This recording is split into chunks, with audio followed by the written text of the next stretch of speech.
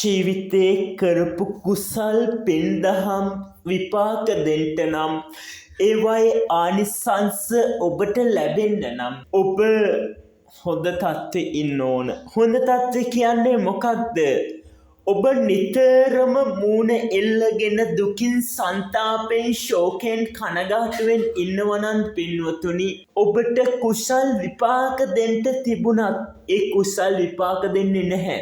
මොකද ඔබ ඉන්නේ අසතුටෙන්, ඔබ ඉන්නේ අසහනයෙන්, ඔබ ඉන්නේ ශෝකයෙන්. එවිට ඔබට පුණ්‍ය විපාක දෙන්න තිබුණත් ඒව මගහැරලා යනවා. ඔබට අයහපත් දේම එන්න එක හේතුවක් වෙනවා.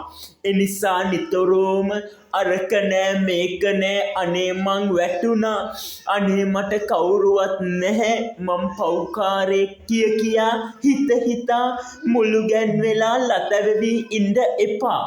එවිට ඔබට කුමක්ද වෙන්නේ? ඔබ කළ කුසල් ක්‍රියාවල විපාක ඔබෙන් තව තවත් ඈතින් ඈතට යනවා. ඒක හිතට ගන්න.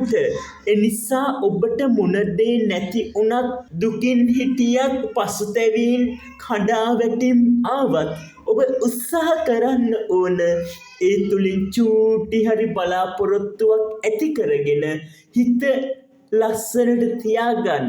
හිත අපේක්ෂා දල්වාගෙන තියාගන්න. කඩා වැටෙන්නේ නැතිව සතුටින් ඉන්න උත්සාහ කරන්න. මොකද ජීවිතය කියන්නේ ගලන ගඟක් වගේ. ජීවිතය එක දිගට ගලාගෙන යන්නේ නැහැ.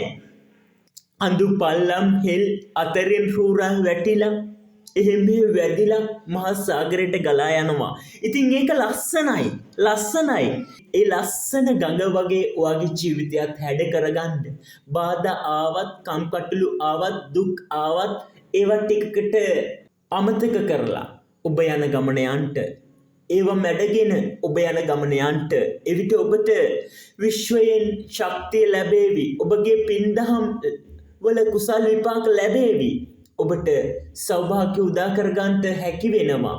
එනිසා සියලු දෙනාම හිතට ගන්නට, කොතරම් බාධක දුක්ඛං කටළු ආවත් හිතින් වැටෙන්නේ නැතිව සතුටින් මේ ගමන යනවා කියලා.